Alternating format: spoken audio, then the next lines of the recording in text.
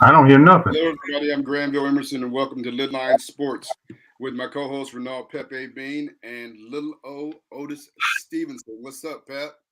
What's happening? What's up, O? What's good? What's good? Pep, you all decked out in purple and gold, repping the Huskies today?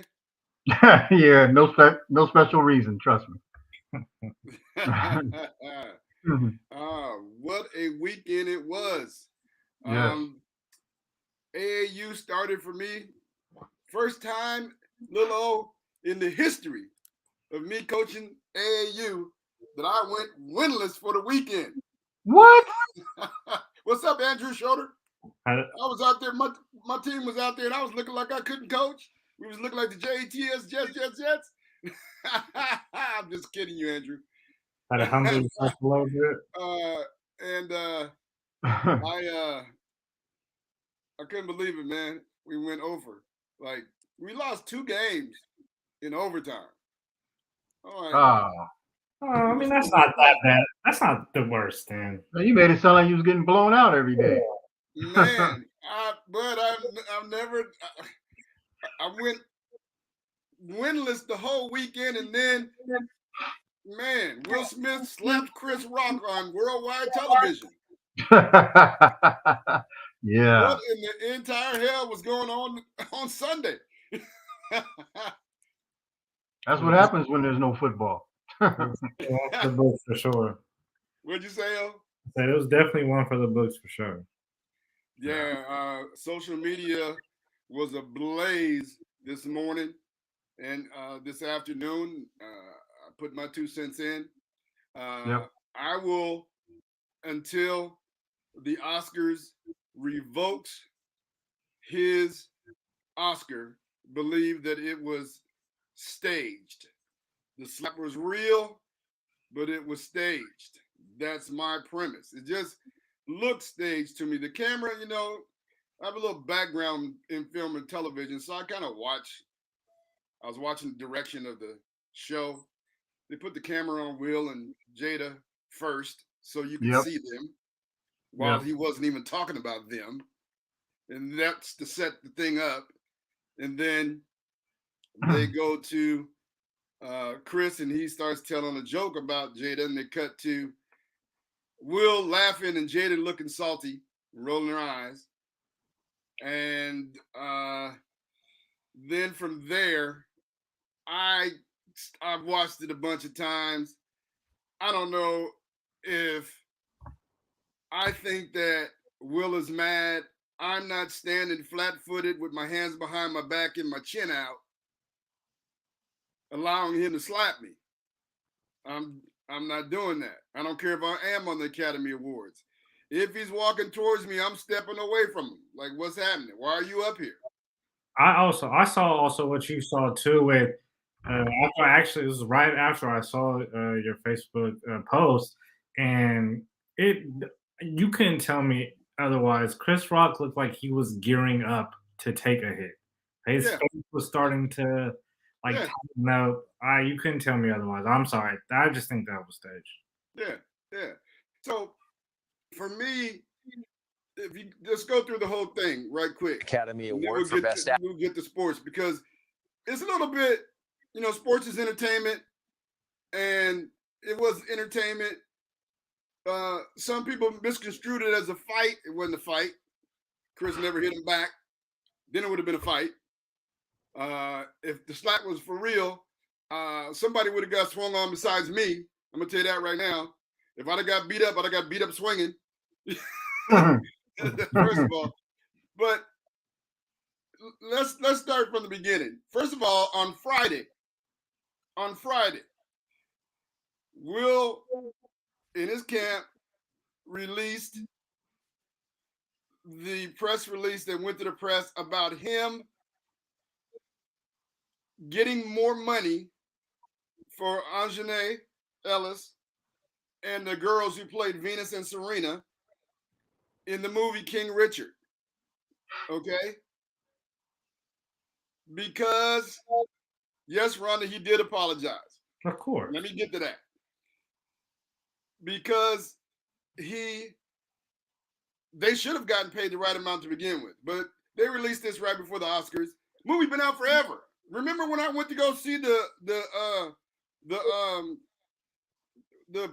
premiere, like out in Northgate? That was like way before the movie even came out. The movie been out forever. So now here's this, sympathy for Will. Oh, he's helping them get their money and helping black women get scaled, all that, right? Now you get to the Oscars. Chris said something about Jada and G.I. Jane, which is more a compliment to me because G.I. Jane was hard. And Jada looked good. All women can't wear a bald head. She looked good. Wasn't nobody tripping off of Jada being bald. And the fact that she had alopecia, okay.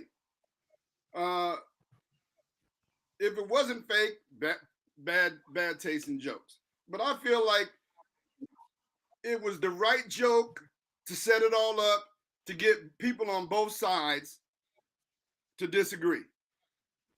Like, oh, it's because she had alopecia. He can't be talking about her like that. And so Will got tired of him. And they already had beef from 2016 when Chris Rock joked about them protesting Oscar So White. And so now it's okay for Will to walk up on the stage and assault Chris Rock. Like, come on, man. All right. So then after he does that, he calmly walks back to his seat, sits down and starts laughing again. First of all, if it was for real and he slapped Chris Rock for real, I think somebody would have escorted Will out of the venue for at least for a minute. Let him sit down there and start saying, keep my wife's words out of your mouth or whatever. And if it was for real, he'd have said that when he slapped him, because that's what black people do. They hit you and tell you why you got hit at that moment. Argue me about that. I just think personally, there's so many other jokes that Chris Rock could have said about that couple that those guys have been under. Because of them. What was that? Well, people say that's the last straw. It was the last straw. Okay. Yeah. So the straw that broke Will Smith's back, whatever. So anyway, then he gets up on stage and he goes to this whole thing about protecting black women. Now Will's the protector of black women? Come on, man. Come on. First of all, and he knew he was going to win the Oscar. All the odds were on Will winning the Oscar. That's another thing, too. Right? Yeah. So he had all this prepared. When he got up there, all the crying, thank you, Will, for being a method actor and crying, all that. And then, now, 24 hours later, he finally releases an apology to Chris. An apology to the Oscars. Okay? Now, everything's cool. We'll apologize. Right? So, that's the whole thing in a nutshell. And what was crazy about the whole thing is that he made the whole agreement to even stage it, to me, made the whole Oscars about him. Right? Everybody talking about Will this morning. It's about Will. So you're saying, is that why it was done then? The whole situation? Is that your opinion? It was done for ratings. The producer and director had to agree to it. But why did for ratings? Let me ask you this, and I'm not disagreeing or agreeing. I'm just asking the question. I'm with devil's advocate. Go ahead. No, I hear you. But why would the Oscars have to resort to on-screen violence to get ratings? The Oscars are on every year. The Oscars don't need to go to gimmicks, you would think, to get ratings. If you want to get ratings for the Oscars, if you want to get ratings for the Oscars, you have to have good movies for the year. So if you have good movies and great actors on the show, then you should have good ratings. You shouldn't have to resort to gimmicks. You should not, but their ratings are real low. Okay? Mm-hmm. And now this probably makes it one of the highest rated Oscars, and then the Oscars, people will tune in next year to see what happens. That's kind of like the train wreck scenario. Yeah, for sure. Right? Yeah. So people want to see violence. And then you got people condoning violence. Yeah, he should have been fighting August, and everybody says that too. So it was very hypocritical of him to, if it was real, to take it all out on Chris Rock at that moment for that joke, considering everything else that goes on, and even like he said in his press release apology that he is a top actor. People come after actors and athletes all the time. They criticize them all the time. They make jokes and fun about them all the time. That's what comedians do. It would be like somebody at an award show saying something about LeBron's head, bald head, and then somebody from LeBron's crew going up on the stage and smacking him. Right. Like, come on, man. That ain't happening. That's just not happening to me. That's my thing. Everybody will have their own opinions, and that's my opinion, and I'm sticking to it. It was staged. The slap was real. I don't even know how hard he slapped him, though.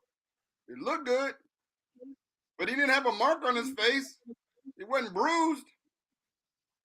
Man, Chris ain't that dark. So. Well, he's got a strong chin, I guess.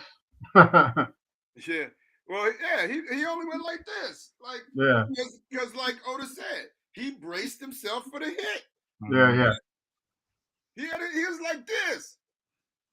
Who does that? If you walking up on me, first thing I'm doing is I'm taking some step backwards. I'm like, what's happening right now? Yeah. Right? And then if you hit me for real, I'm swinging back. That's just it was quite bizarre. Huh? It was definitely quite bizarre, the whole situation.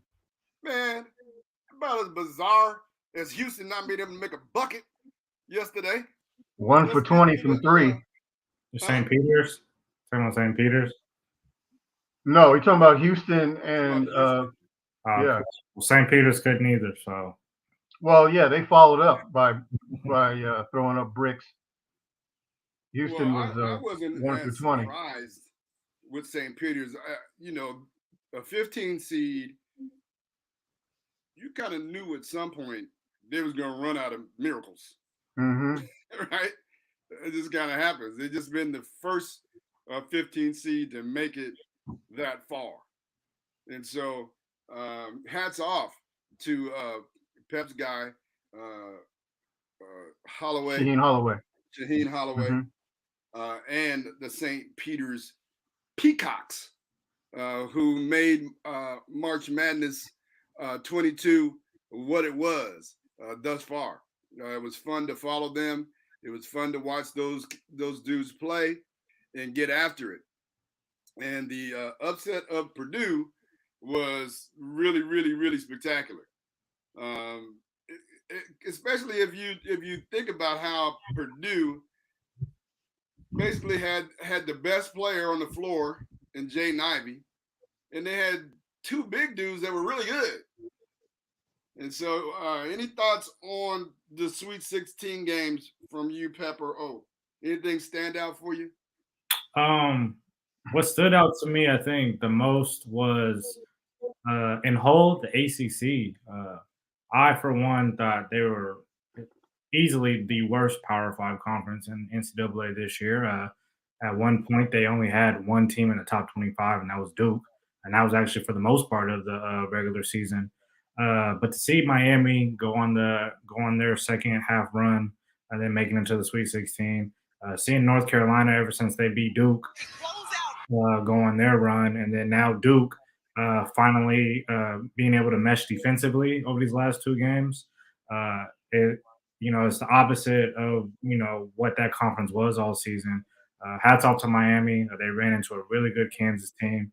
And we're going to be in for a show next Saturday for Duke, North Carolina. It's great we get to see it again before Coach K retires. But North Carolina, they played really well. They did exactly what Purdue did not do against St. Peter's and pound them inside. Just like you said, G, Purdue has two bigs. And when they were winning in that first half, they were going to them. Second half, they started going to Jaden Ivey, which he is the best player on the floor. But when the biggest player for St. Peter's is 6'7", 6'8", and you got a 7'3" dude and a 6'10", 250 guy, both very solid basketball players. Like that. You go to them. So shout out to St. Peter's though for making that run, playing really well defensively. But Kansas is looking really well right now. I think that they are the team to beat out of the last four. Pep? Yeah, you nailed it pretty good. Kansas definitely looks like the team to beat. I see a lot of familiarity in some of these games, and of course these games coming up. In yesterday's game, we had a little bit of familiarity with McGusty going against Kansas because he was in the Big 12. I forget which team, my bad, he was on, but he spent 2 years in the Big 12 himself, so he knew those guys pretty well. As far as the game yesterday, both games are blowouts. So to be, that was probably the worst day of, the 2 weekends so far, unfortunately. But like you said, St. Pete's ran out of luck, ran out of fuel, whatever you want to call it. But North Carolina is a good team. They're an elite team, so to speak, in this day. So it was no surprise the way that happened. It was you got to give St. Pete credit for beating Kentucky, Murray State, and Purdue. So by the time they got to Purdue, they weren't overlooked. Purdue was ready for them. They just beat them, and so North Carolina definitely was ready and did their thing. Now, it's going to be interesting to see North Carolina and Duke in the semifinal on Saturday. Of course, they're very familiar with each other, and I think North Carolina blew them out the last time they played in Cameron Indoor. So that's going to be something to see. And of course, with a local interest in Paulo Banchero, I'm kind of rooting for Duke. But I just have the feeling that North Carolina might be a little too much in that particular game. And in the final, from what I can tell right now, it looks like Kansas and North Carolina. And that'd be kind of interesting since Roy Williams used to coach Kansas and now sitting on, not coaching anymore, but ex-Carolina coach as well. Where does his allegiance lie? I guess Carolina probably, but it'd be nice to see Hubert Davis and play in that. But we'll see. Yeah, Roy Williams was over there looking like he was mad that he retired too soon. Uh-huh. Yeah. This dude that took the squad to the Final Four. Nobody expected that. Matter of fact, North Carolina was not even playing very well until they played at Duke on Krzyzewski Day, the day that they honored Mike Krzyzewski for his career. And it was so bad that Krzyzewski chastised the team after that game and said that it was unacceptable what they did and how they performed, and that it would change. And so after the loss to Virginia Tech, it didn't change, but when they got into the tourney, they have been balling. And like I said before the tourney started, that their path to the Final Four and to the championship was the ball had to go through Paulo Banchero. And he has stepped up and proven why he'll be a top 3 NBA draft pick in this coming draft. And like Paulo Banchero, I am one and done with Duke. I'm cheering for him this year. I got to pick to win it all. And after that, I'm out. I'm not a Duke fan. Speaking of top 3, going back to the Sweet 16, are we starting to finally find this MO with Gonzaga and running into more physical teams that they just falter? Yes, absolutely. And I thought in their loss to Arkansas, I said they would. I still think that Gonzaga has better guards than Arkansas. Yeah, they did. But they tried to make it a big game, and they kept trying to throw the ball inside to Timmy, and they were saying, get that out of here. they're meeting both him and Chet Holmgren at the rim every time. Yeah, they were too weak for those athletic dudes down there, man. And I thought they should have made it. Well, Arkansas also did a good job of slowing down the tempo. Yes, they did.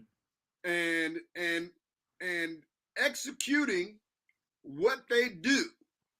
Arkansas led the nation in free throw attempts. Okay. Because they are relentless about attacking the basket. And they just kept attacking, regardless if it was 7'4", whatever that dude's name is. Chet Holmgren. Brain lock. Chet Holmgren or Drew Timme at the rim. They kept attacking the rim, and they got Chet Holmgren in foul trouble most of the game. That was a big reason why they won. He was in foul trouble most of the game. And so I thought that Nembhard missing all those floaters in the first half that he easily makes. And I don't know if it was nerves for him or what, but he was like 1 for 8 in the first half and maybe ended up like 2 for 14 or something like that. So I just thought that it should have been a faster paced game. Gonzaga should have pushed the pace and ran Arkansas rather than allowing Arkansas to slow the game down into a half court game where they just pass the ball around, attack the basket. Pep? Yeah, I mean, I said last week that Arkansas was going to beat Gonzaga. You know, I was very confident in that because of what you've been saying. You know, Arkansas's athleticism and defense. So, you know. I'm wearing plus, I thought I peeped that. In memoriam. In memoriam. Yeah. Gonzaga. Yeah. So, but Otis, you're right. It seems to be their MO now. You know, Gonzaga. Yeah. You know, they get ranked super high. You know, except for last year, they did make it to the final. But once they get into the Sweet 16 and above, they run into buzzsaws. They run into teams as good, if not better than them. Yeah, I mean, they have to recruit physical players because in their conference, they don't have the type of physicality that other teams have that win the championship. And so, I mean, I noticed that when I went from the Big West tournament to the WAC tournament, right? And even going between those two tournaments to see the teams that won the tournament, they were more physical than the teams in their conference. And that's what it boils down to win championships.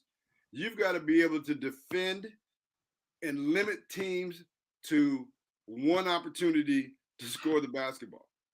You cannot give teams multiple chances to score. And so rim protectors and rebounders are essential. And going back to Duke, that's how North Carolina beat Duke at Cameron Indoor, is with their front line. And they found something in that game, and they started going and playing that way. And they have been able to sustain that type of game.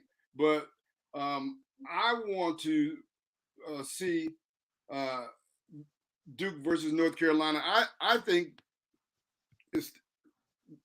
North Carolina got the first one at Cameron. Duke can't let them win. Duke can't let them win Saturday. And so I want to see Paolo step up. He had 16 against Arkansas, 22 in the game against Texas Tech to get him to the Sweet 16, which was probably the biggest game of his career at that particular point. Well, he's been getting to the free throw line, which is good because in the last game he was only 4 of 11 or 4 of 12 from the field. So getting to the free throw line and making your foul shots helped a lot. Yeah, absolutely. And the last thought on the tournament as it relates to St. Peter's, I thought that Shaheen Holloway outcoached every coach he faced to get those 3 wins. And he outcoached them. And that's why he's moving up, and he will be at, I think, Seton Hall next year. Very well deserved. He is a really good coach, the players coach as well. He is going to demand the most out of you, and he is going to get it from you because he actually really believes in his players, which is so pivotal as a coach. He is great. And then, I think, Villanova has flown like under the radar every time that they're in the tournament. It's consistently always raised the bar once they got to the tournament and find their way in the Elite Eight, Final Four, national championship. As much as I think Kansas will win that game, it will not be a cakewalk. They have been one of the best defensive teams in the tournament so far. And like I said, Jay Wright just doesn't get, in my opinion, just enough credit to being one of the best coaches in the NCAA. Yeah. The problem is now that Justin Moore towards Achilles. Yes. He's their top player. Yeah. They only played 6 guys really to begin with. And so they're really, really short not having Justin Moore. And I don't see them. That'd be a miracle to me. I forgot without Yeah. Yeah, they're gonna have to play out of their minds, to probably beat Kansas Saturday. Yeah. I mean, it's definitely not impossible. Somebody Oh, can no. come in and step up. Yeah.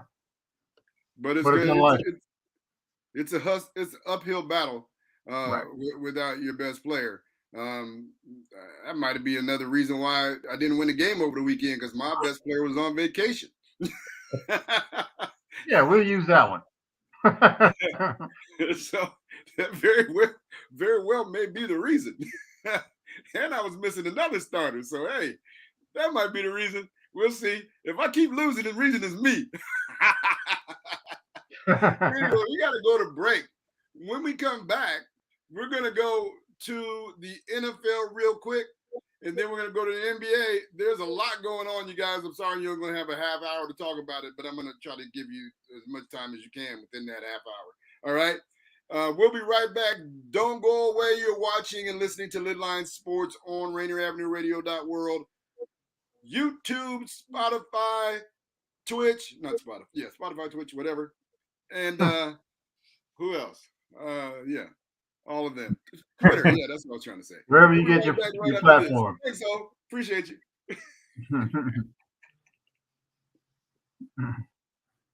No music.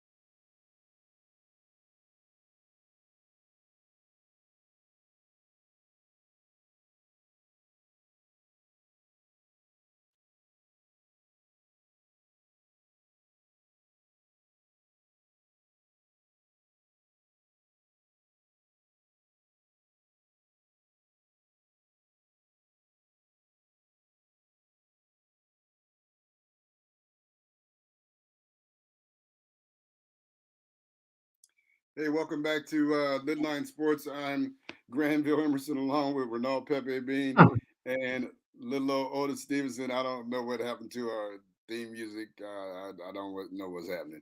Pep, what's going on in the NFL, man? There's been a lot happening, man. Yeah. Tyreek Hill to Miami. Oh my goodness. Let us know what the latest is, bro. All right. Well, the first thing I want to let you know is the late breaking development. The NFL committee has decided that all 32 NFL teams must hire a minority offensive coach starting this season. I can give you guys more info on that next week as I probably, if I dive more into it, but I got that news probably about a half hour or so before the show. So I didn't really have much time to give you some good research. They So I must apologize hire for a that. minority offensive coach. That is correct. Wow. Or a woman. Yeah. Yeah. Okay. So that's going to be pretty interesting. So I'll try to get more new information on that next week. Also, the Detroit Lions are winners. Oh, I'm sorry. They won the 2024 NFL draft site. So in 2024, the NFL draft will be held in Detroit. They beat out Green Bay and Washington for that particular honor. So in NFL news, Deshaun Watson finally had a press conference introducing himself to the media on Friday. Him and head coach Kevin Stefanski fielded questions, and Watson was able to shed some light onto his case somewhat. Um, of course, denying that he had any misconduct done whatsoever, and he feels that he will be exonerated. The typical stuff that you'd expect an athlete to say if they've been accused of something. Um, he also will be paid quite handsomely by the Cleveland Browns, as we know. He's got a fully guaranteed $230 million contract. An anonymous GM went on Peter King this morning on Football in America and said that that contract stinks to high heaven. Uh, he will be getting 1 million this year, and which includes, of course, the 8.9 signing bonus he will get in subsequent years, 2023, 24, 25, and up until 2026. He will be paid $46 million per. What's your thoughts on that? Oh,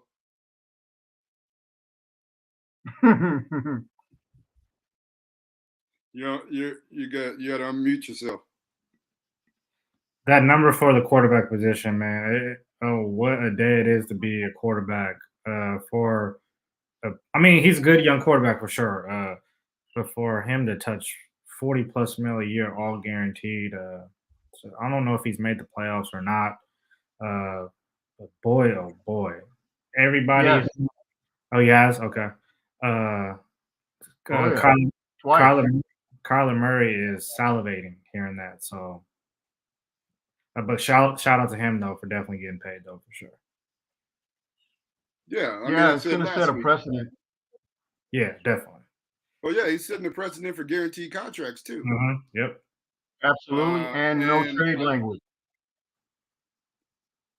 Yeah, I mean, there's always that, but there's never been a guaranteed contract. That's our first fully guaranteed contract, and so um, I I feel like he continues to say that he's innocent of all the charges. In this country, you're supposed to be innocent until proven guilty. He had no criminal charges brought to him. And so he should have the right to go on with his life.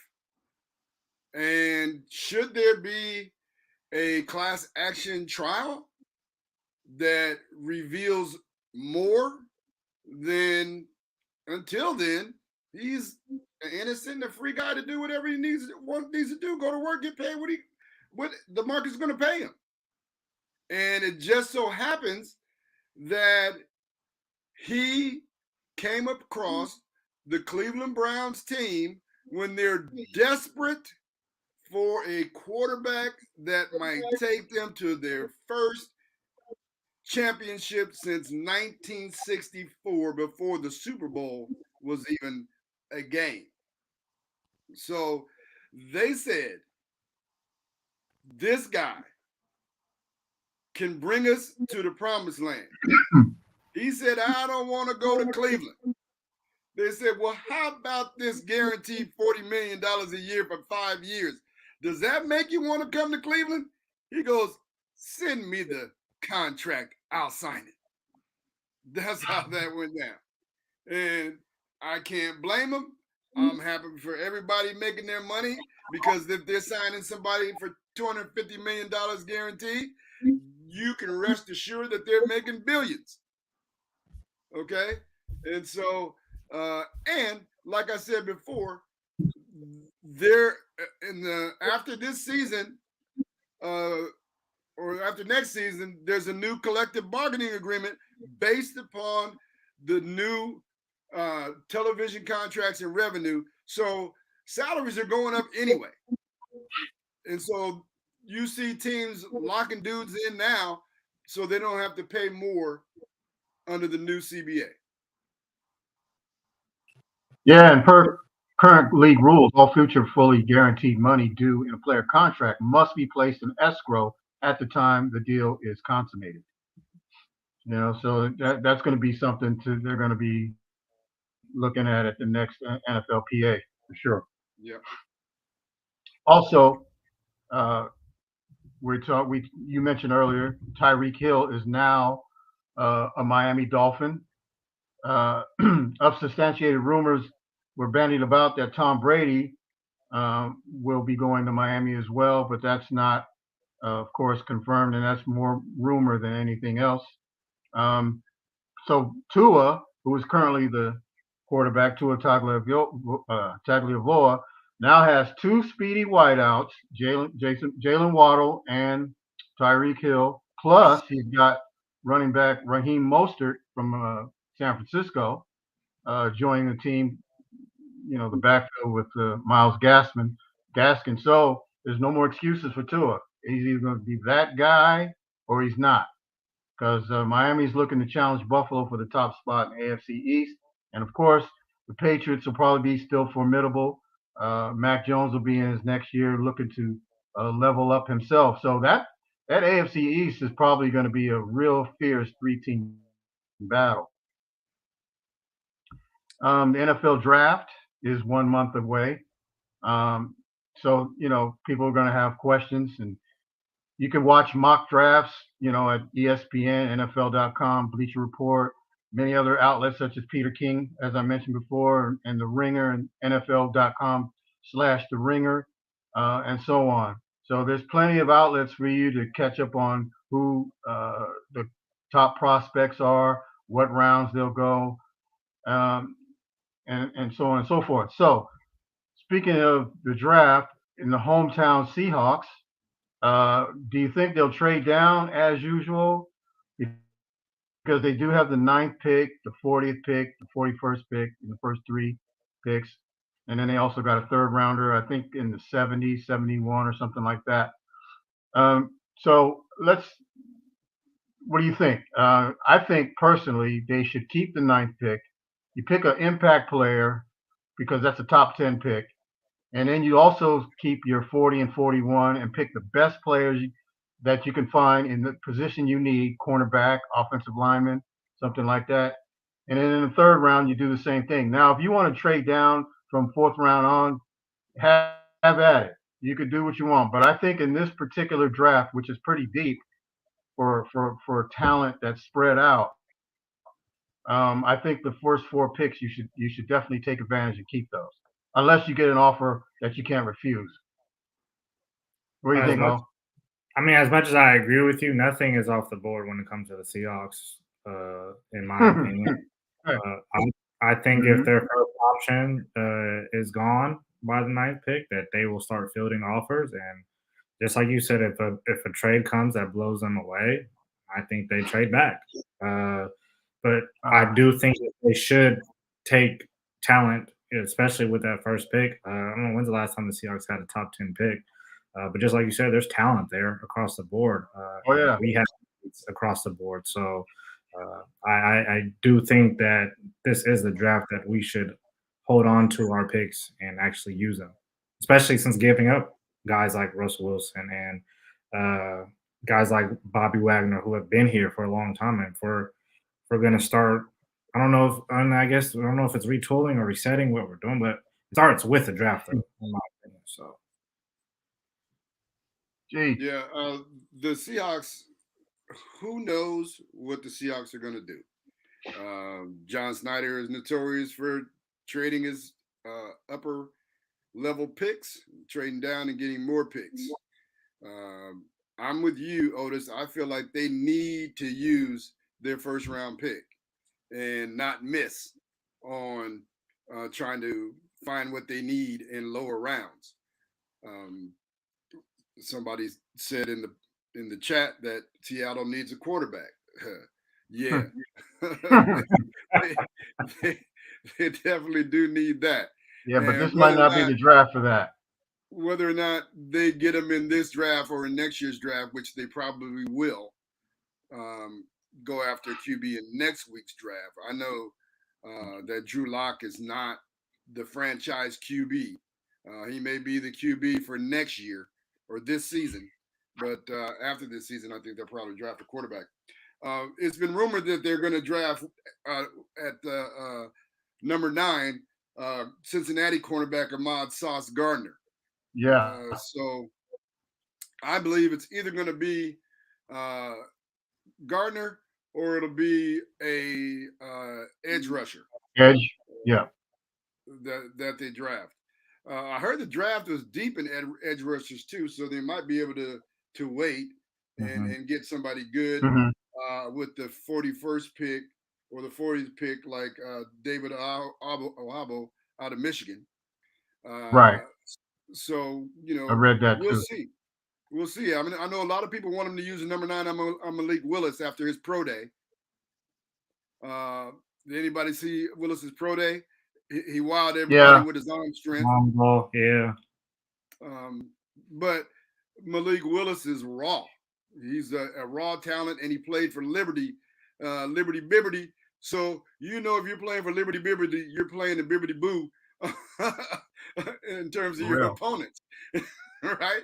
So, if you think about it, it's like he might have been like him. I don't want to talk about him. I don't. Just think about Trey Young, right? Trey Young came out of Division II North Dakota State, right? Yep. And so to get to the NFL and play at the NFL level, that's a shock. You got to get used to the speed and the strength of defenses as a quarterback. So how long it would take Malik Willis to acclimate to the NFL, I would say it probably going to take him about 2 or 3 years. Yeah. Like people think, okay, and we got to move to the NBA. People think like Russell Wilson, just go get a 4th round pick at quarterback like you did Russell Wilson. No, it don't work like that. It's like Tom Brady. They got picked in the 4th and in the 7th round or whatever, but they're first round talent. So, if you're not first round talent and a once in a lifetime dude, then no, it's not. You're not just gonna find somebody in the 4th round like you did Russell Wilson. Lightning don't strike twice for the same squad. No. And Pep, thank you very much. That's great, but we got to move on to the NBA and see what's happening in the association. Oh. Yeah, it's the last 2 weeks of the season. There are some teams who pretty much do or die started right now. Starting yesterday with the Kyrie Irving and KD and the Nets. Kyrie played his first home game as well in Barclays Arena. What was that? It didn't help. No, didn't help. He actually shot atrocious. But it also had was a lot implemented on the standings as well. They are now tied for 8th place. But with this win, the Charlotte Hornets own the tiebreaker. So we're pretty much really close to looking at the Hornets being, or the Nets, and the Hornets being in a play-in scenario this late in the season. But the good news is Kyrie is now able to play home and away games now after 70 games. But this is going to be crazy, in my opinion, crazy 2 weeks for the Eastern Conference. It's right from 1 through 8 in the Eastern Conference, and then in the Western, or 1 through 10 in the Eastern Conference, and then in the West, that play-in spot is the play-in tournament is going to be there's some going on there. Today we started off with the Boston Celtics being in first place after I think having the best record since January. But with them losing today, they drop all the way to 4th. So that tells you how close that race is for the 1 seed in the East, and that's between Miami, Philly, Milwaukee, and Boston, all separated. Miami is separated by those 3 other teams by 1 game. Who do you guys see getting the number 1 seed out of those 4 teams? Yep. Which 4 again? I'm sorry. Boston, Milwaukee, Philly, and who else? And Miami, Milwaukee, Boston. One of those 2. Probably Milwaukee or Boston. I'm thinking. The way Boston's been playing. They started off 18-21, and then they've gone 29-7 or 29-8 since then. But I've always been high on them. It's just that there was always something missing, and looks like that something missing was Ime Udoka, because he's got them going. Whereas Brad, what was his name? Brad Stevens. What was the coach? Brad Stevens. Yeah, Brad Stevens. Yeah, he couldn't. He's got basically the same team, right? So that the coach definitely seems to be the difference there. Yeah, no issue. And Jalen and Jason Tatum somehow finally have gotten kind of on the same page with Marcus Smart. He called him out earlier, right? So sometimes it takes something like that to get you going. So I'm gonna say Boston's probably okay. Thank you for the lineup. I'm gonna just say Boston out of the top of my head. Probably gonna win that first seed. Now, can you tell me what the play-in scenario is? What positions those are?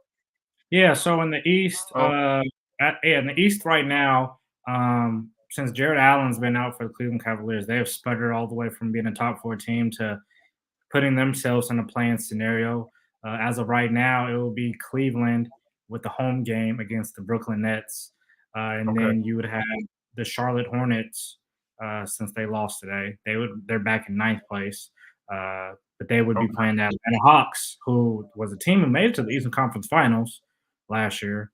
Right. Now they find themselves in 10th place. And that's pretty much locked. There's no team who can sneak into the play-in after that. The Knicks are done. The Wizards are done. The Pacers are done. Okay, so 7 and 10 play each other, and then 8 and 9 play each other, right? 7, 8 play each other. Loser of that plays the winner of 9 and 10. Oh, okay. So Cavs versus Nets right now. Hornets versus Hawks. Got you. Okay.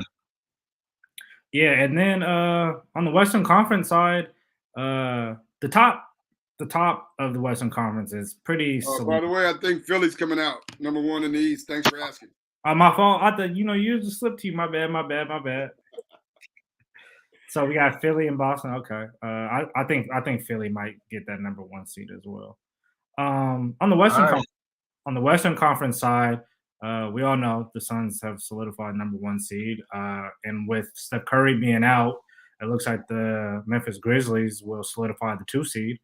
But where the interest will be, and the big elephant in the room, is the play-in series. And the play-in series is going to feature the LA Lakers possibly, but I was going to say again, the Lakers, after being up 20 points at halftime yesterday over the New Orleans Pelicans, I think they lost They gave up 40 points in the third quarter and just went downhill from there in the fourth. They lost a really important game to the Pelicans. Pelicans took over as the ninth seed, and also they have the season series versus the Lakers. But the Lakers are in 10th place now, and the team that's behind them is DeJounte Murray and the San Antonio Spurs. They are half a game after winning today behind the LA Lakers. And I'm hearing that LeBron James is doubtful tomorrow versus the Dallas Mavericks. But I'm also hearing that Anthony Davis is close to a return. I don't think he's going to play tomorrow. Gee, are you guys in trouble? Yeah, man, we don't even deserve to be in the playoffs, if you ask me. I watched that fiasco yesterday against the New Orleans Pelicans. We were up 20, and then let them come back and win. Like, I don't get it, man. Like, I promise you, every time I watch the Lakers, they got different dudes. When did we get DJ Augustine? Right when you traded right when you traded DeAndre Jordan. Oh yeah, okay. Like every time I see him, they got somebody different in the lineup. And then they had another dude in the lineup yesterday I'd never seen before. Don't even remember his name. Like, the African guy, right? Yeah. He's a good defender. That's why he's playing. Yeah, he didn't do it. They ain't playing defense yesterday. I don't know, man. They're the Lakers. It's whatever. You know what I call LA? Lost again. Call them what?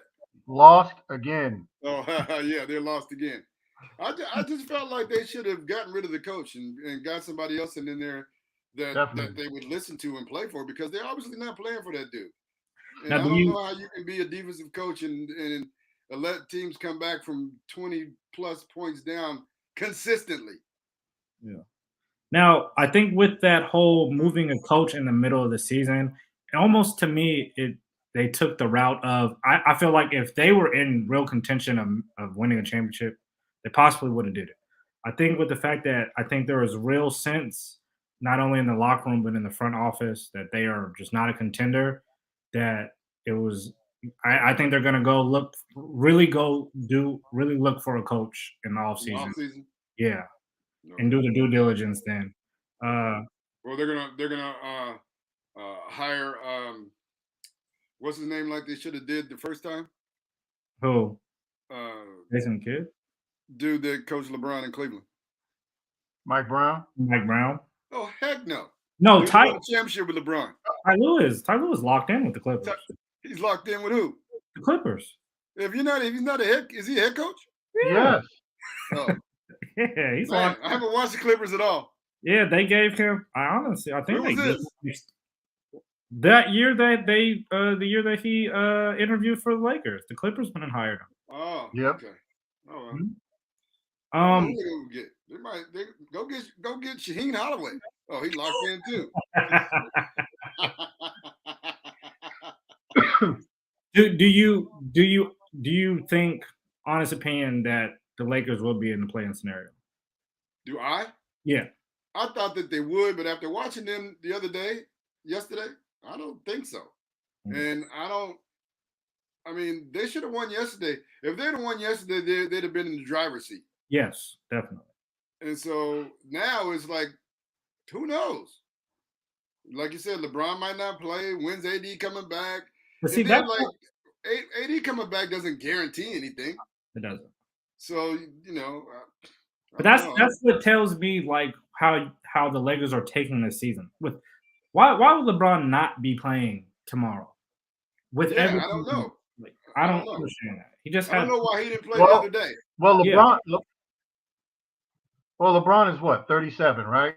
Mm-hmm. And he's playing out of his mind every night, and he has to score 40 to 50 for them to get a win. So his knees are sore, his ankle's sore, whatever's sore.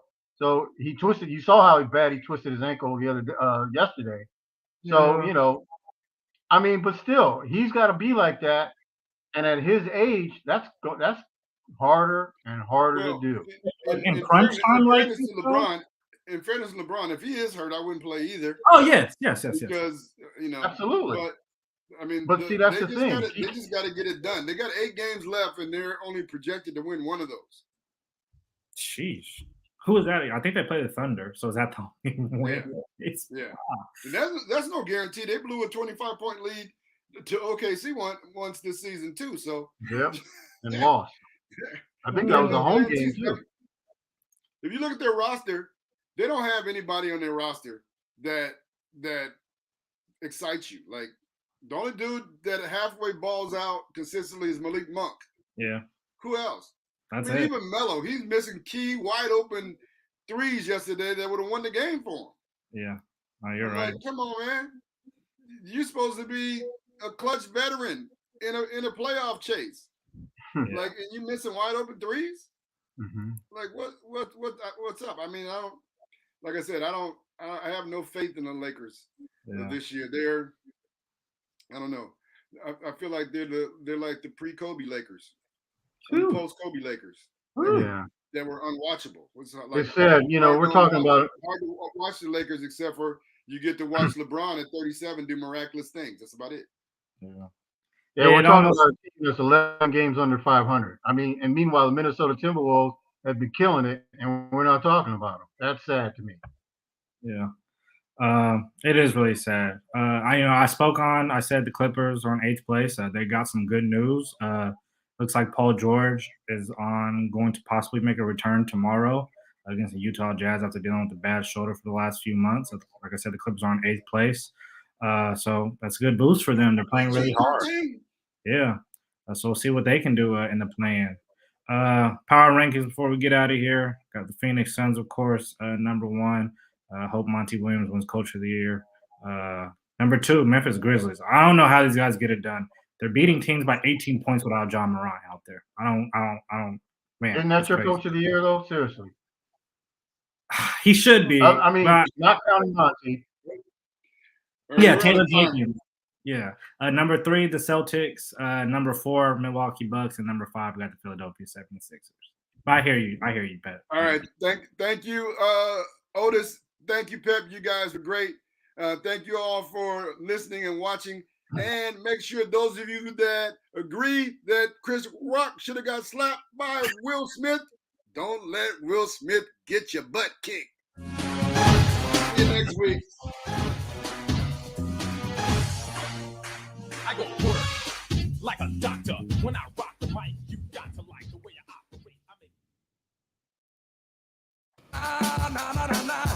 operate. This is Paul Pearson, host of Star Time. And when I'm not using my GPS to navigate the land of 1,000 dances, I'm listening to Rainier Avenue Radio .world. What is the Delta variant? It's a faster, more efficient version of the original virus that causes COVID-19. It's the same virus, it's just better at infecting people. Delta is far more contagious than its predecessors. It's spreading twice as quickly as the original strain, and people who are infected with it carry around much more virus. Getting vaccinated is the best defense we have against COVID-19, including against the Delta variant. Now check this out. The vaccine is free, safe, and effective. The time to protect yourself is now. Learn more at kingcounty.gov/vaccine.